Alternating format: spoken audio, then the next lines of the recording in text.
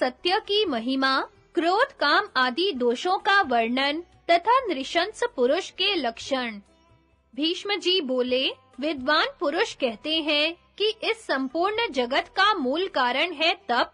जिस मूर्ख ने कभी तप नहीं किया, उसे अपने कर्मों में सफलता नहीं मिलती। प्रजापति ने तप से ही समस्त संसार की सृष्टि की है तथा ऋषियों ने तप से ही वेदों का ज्ञान प्राप्त किया है। विधाता ने जितने फल और मूल हैं, उनको तथा अन्न को भी तप से ही उत्पन्न किया है। तपः सिद्ध महात्मा पुरुष तीनों लोकों को प्रत्यक्ष देखते हैं। प्रत्येक साधन की जड़ तपस्या ही है। संसार में जो दुर्लभ वस्तु है, वह भी तपस्या से सुलभ हो जाती है। शराबी, चोर, गर्भ हत्यारा और गुरु पत्नी से समागम करने वाला पापी मनुष्य भी अच्छी तरह तपस्या करके ही पाप से छुटकारा पा सकता है। तपस्या के अनेकों स्वरूप हैं, पर उनमें निराहार रहने से बढ़कर कोई तप नहीं है। दान से बढ़कर कोई दुष्कर धर्म नहीं है। माता की सेवा से बड़ा कोई आश्रम नहीं है। तीनों वेदों के विद्वानों से श्रेष्ठ कोई मनुष्य नहीं है, और सन्यास तो महान तप है। ऋषि, पितृ, देवता, मनुष्य तथा दूसरे जो चराचर जीव हैं, वे सब तपस्या में ही लगे रहते हैं। तपस्या से ही सबको सिद्धि प्राप्त होती है। देवताओं को भी तपस्या से ही इतनी बड़ी महिमा मिली है। युधिष्ठिर ने पूछा, दादाजी, ब्राह्मण, ऋषि, पितृ और देवता ये सब सत्य भाषण रूप धर्म की प्रशंसा करते हैं। अतः अब मैं यह सुनना चाहता हूँ कि सत्य क्या है, उसका लक्षण क्या है, उसकी प्राप्ति कैसे होती है तथा सत्य का पालन करने से कौन सा लाभ होता है।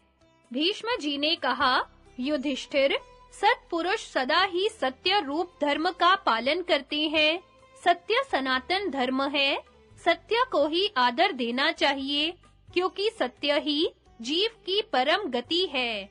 सत्य ही धर्म, तप, योग और सनातन ब्रह्म है। सत्य ही परम यज्ञ है। सत्य पर ही सब कुछ टिका हुआ है। अब मैं तुम्हें क्रमशः सत्य के आचार, लक्षण तथा उसकी प्राप्ति का उपाय बतलाता हूँ। सुनो। संपूर्ण लोकों में सत्य के 13 भेद माने गए हैं। सत्य, समता, दम, मत्सरता का अभाव, क्षमा, लज्जा, तितिक्षा, दूसरों के दोष न देखना, त्याग, ध्यान, आर्यता, धैर्य, अहिंसा और दया, ये सब सत्य के स्वरूप हैं। नित्य, अविनाशी और अविकारी होना ही सत्य का लक्षण है। किसी से भी विरोध नहीं करना, यह योग कहा जाता है, और इसी से सत्य की प्राप्ति होती है। राग, द्वेष तथा काम, क्रोध को मिटाकर अपने में, अपने प्रिय मित्र में तथा शत्रु में भी समान भाव रखना समता है। किसी दूसरे की वस्तु की इच्छा न करना, सदा गंभीरता और धीरता रखना तथा निर्भय एवं रोगों से रहित रहना, यह सब दम का लक्षण है। इसकी प्राप्ति ज्ञान से होती है। दान और धर्म के समय अपने मन को काबू में रखना, इसे विद्वान लोग मत्सरता का अभाव कहते हैं। सदा सत्य का पालन करने से ही मनुष्य मत्सरता का त्याग कर सकता है। सहने और न सहने योग्य प्रिय तथा अप्रिय वचन सुनकर भी जो क्षमा कर देता है, वह सत्पुरुष माना जाता है। सत्य बोलने वाले में ही क्षमा का गुण आता है। जो बुद्धिमान भली भांति दूसरों का कल्याण करता है और मन में कभी खेद नहीं करता, जिसकी मन और वाणी सदा शांत रहती है, वह लज्जावान माना जाता है। यह लज्जा नामक गुण धर्म के आचरण से प्राप्त होता है। धर्म के लिए कष्ट सहना तितिक्षा कहलाती है। लोगों के सामने आदर्श उपस्थित करने के लिए इसका अवश्य पालन करना चाहिए। तितिक्षा की प्राप्ति धैर्य से होती है। आसक्ति और विषयों का जो त्याग है, वही वास्तविक त्याग है। राग द्वेष से मुक्त हुए बिना त्याग की सिद्धि नहीं होती।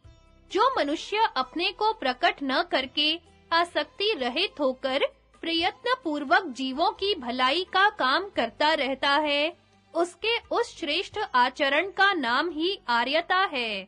सुख या दुख प्राप्त होने पर मन में विकार न होना धैर्य कहलाता है। जो अपनी उन्नति चाहता हो, उस बुद्धिमान को सदा धैर्य धारण करना चाहिए। सदा क्षमा करे, सत्य बोले तथा हर्ष, भय और क्रोध का परित्याग कर दे। ऐसे आचरण वाले विद्वान पुरुष को धैर्य प्राप्त होता है। मन, वाणी तथा क्रिया से किसी भी प्राणी के साथ द्रोह न करना, सब पर अनुग्रह रखना तथा दान देना, यह मनुष्यों का सनातन धर्म है। इस प्रकार पृथक-पृथक बतलाए हुए उपयुक्त सभी धर्म सत्य के ही स्वरूप हैं। इनके द्वारा मनुष्य सत्य का ही सेवन करते और सत्य को ही बढ़ाते हैं। राजन, सत्य के गुणों का पार पाना असंभव है, इसलिए ब्राह्मण, पितृ और देवता भी सत्य की प्रशंसा करते हैं। सत्य से बढ़कर कोई धर्म नहीं और झूठ से बढ़कर कोई पाप नहीं है। सत्य ही धर्म का आधार है, अतः सत्य का लोप नहीं करना चाहिए। सत्य से दान का, दक्षिणाओं सहित यज्ञ का, त्रिविध अग्नियों में हवन का और धर्म निर्णय करने वाले वेदों के स्वाध्याय का भी फल मिल जाता है। यदि एक ओर 1000 अश्वमेध यज्ञों का और दूसरी ओर सत्य का फल तराजू पर रख कर तौला जाए, तो 1000 अश्वमेध यज्ञों की अपेक्षा सत्य का ही फल अधिक होगा। युधिष्ठिर ने कहा, पितामह, क्रोध, काम, शोक, मोह, विधित्सा, परासुता, लोभ, मात्सर्य, ईर्ष्या, निंदा, दोष दृष्टि, क्रूरता और भय, ये दोष किससे उत्पन्न होते हैं, यह ठीक-ठीक बताइए। भीष्म जी ने कहा, युधिष्ठिर, तुम्हारे कहे हुए 13 दोष प्राणियों के अत्यंत प्रबल शत्रु हैं। ये मनुष्यों को सब ओर से घेरे रहते हैं। जो सावधान नहीं रहता, उसे ये शत्रु बड़ी पीड़ा पहुंचाते हैं। मनुष्य को देखते ही ये भेड़ियों की तरह उस पर टूट पड़ते हैं और बलपूर्वक उसका नाश कर देते हैं। इन्हीं से सबको दुख मिलता है और इन्हीं की प्रेरणा से पाप कर्मों में प्रवृत्ति होती है। ये किससे उत्पन्न होते, किस तरह बढ़ते और किस प्रकार नष्ट होते हैं, ये सब बातें बता रहा हूँ। सबसे पहले क्रोध की उत्पत्ति बताता हूँ, एकाग्र चित्त होकर सुनो। क्रोध लोभ से उत्पन्न होता है और दूसरे में दोष देखने से बढ़ता है। क्षमा से उसका बढ़ाव रुक जाता है और धीरे-धीरे उसी से दूर भी हो जाता है। काम की उत्पत्ति संकल्प से होती है, वह सेवन करने से बढ़ता है और आसक्ति रहित होकर सेवन छोड़ देने से तत्काल नष्ट हो जाता है।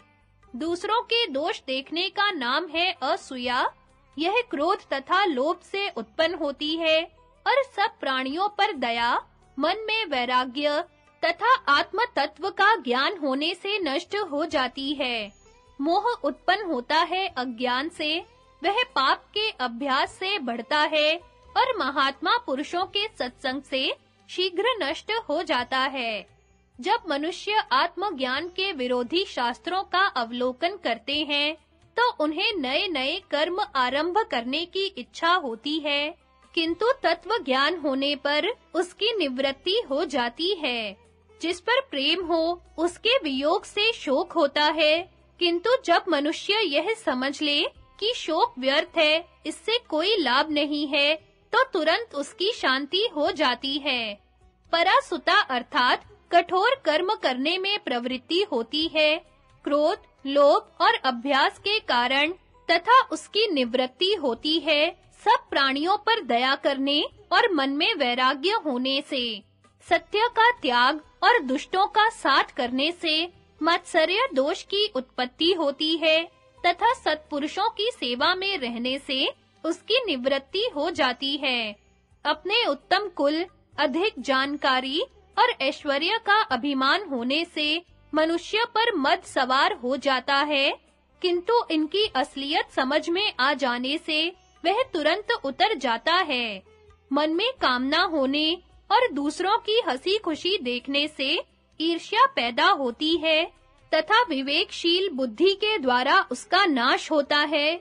समाज से भ्रष्ट हुए नीच मनुष्यों के द्वेषपूर्ण तथा अप्रामाणिक वचनों को सुनकर भ्रम में पड़ जाने से निंदा करने की आदत होती है, किंतु अच्छे लोगों के बर्ताव पर दृष्टि डालने से वह मिट जाती है। जो लोग अपनी बुराई करने वाले बलवान मनुष्य से बदला लेने में असमर्थ होते हैं, उनके हृदय में बड़ी प्रबल असूया पैदा होती है, किंतु दया का भाव जागृत होने से उसकी निवृत्ति हो जाती है। हमेशा कृपण मनुष्यों को देखने से अपने में भी कृपणता आ जाती है, परंतु जब मनुष्य धर्म में स्थित होकर उसके दोष को समझ लेता है, तो वह अपने आप शांत हो जाती है। प्राणियों का भोगों के प्रति जो लोभ देखा जाता है, वह अज्ञान के ही कारण है। भोगों की क्षण भंगुरता को देखने और जानने से उसकी निवृत्ति हो जाती है। शांति धारण करने से उपर्युक्त सभी दोष जीत लिए जाते हैं। धृतराष्ट्र के पुत्रों में ये 13 दोष मौजूद थे और तुम सत्य को ग्रहण करना चाहते थे, इसलिए श्रेष्ठ पुरुषों की सेवा करके तुमने इन सब पर विजय पा ली है। युधिष्ठिर ने कहा, पितामह, साधु पुरुषों के दर्शन और सेवन से मैं इस बात को जानता हूँ कि कोमलता पूर्ण बर्ताव कैसे किया जाता है, मगर क्रूर मनुष्यों और उनके कर्मों का मुझे बिल्कुल भी ज्ञान नहीं है। नृशंस पुरुष इस लोक और परलोक में भी शोक की आग से जलता रहता है, इसलिए आप मुझे नृशंस मनुष्य और उसके कर्म का परिचय दीजिए। भीष्म जी ने कहा, राजन, नृशंस मनुष्य के मन में बड़ी घृणित इच्छाएं रहती हैं। वह हिंसा प्रधान कर्मों का आरंभ करना चाहता है। स्वयं तो दूसरों की निंदा करता है और दूसरे उसकी निंदा करते हैं। वह अपने को वंचित समझता है, दिए हुए दान का बारंबार बखान करता है तथा बेईमानी, नीचता, धोखेबाजी और शठता करने में कभी नहीं चूकता। भोग्य वस्तु का अकेले उपभोग करता है, उसे अपने आश्रितों को नहीं देता। अभिमानी और विषयासक्त होता है, व्यर्थ ही डींग हाँका करता है। सबके प्रति संदेह रखता और वंचना किया करता है। अपने वर्ग में रहने वालों की तारीफ करता और द्वेषवश आश्रमों पर लांछन लगाया करता है। उसमें वर्ण संकरता का दोष होता है। नृशंस कर्म करने वाला मनुष्य सदा हिंसा के लिए घूमता फिरता है, गुण अवगुण को समान समझता है, झूठ अधिक बोलता है तथा बहुत ही लालची और तंग दिल होता है। वह धर्मात्मा और गुणवान मनुष्य को ही पापी समझता है और अपने स्वभाव के अनुसार किसी पर भी विश्वास नहीं करता। जहाँ दूसरों की बदनामी होती हो, वहाँ उनके गुप्त दोषों को भी प्रकट कर देता है और अपने तथा दूसरों के अपराध बराबर होने पर भी वह आजीविका के लिए दूसरे का ही सर्वनाश करता है। जो उसका उपकार करता है, उसको वह अपने जाल में फंसा हुआ समझता है और उपकारी को भी यदि कभी धन देता है, तो उसके लिए बहुत दिनों तक पश्चाताप करता रहता है। जो मनुष्य दूसरों के देखते रहने पर भी उत्तम भोजन की सामग्री अकेले चट कर जाता है, उसको भी नृशंस ही कहना चाहिए। जो पहले ब्राह्मण को देकर पीछे अपने बंधु बांधवों के साथ स्वयं भोजन करता है, वह इस लोक में सुखी होता है और मरने के बाद स्वर्ग में जाता है। युधिष्ठिर, तुम्हारे पूछने के अनुसार यह नृशंस पुरुष का लक्षण बतलाया है। समझदार मनुष्य को चाहिए कि नृशंस से सदा बचकर रहे।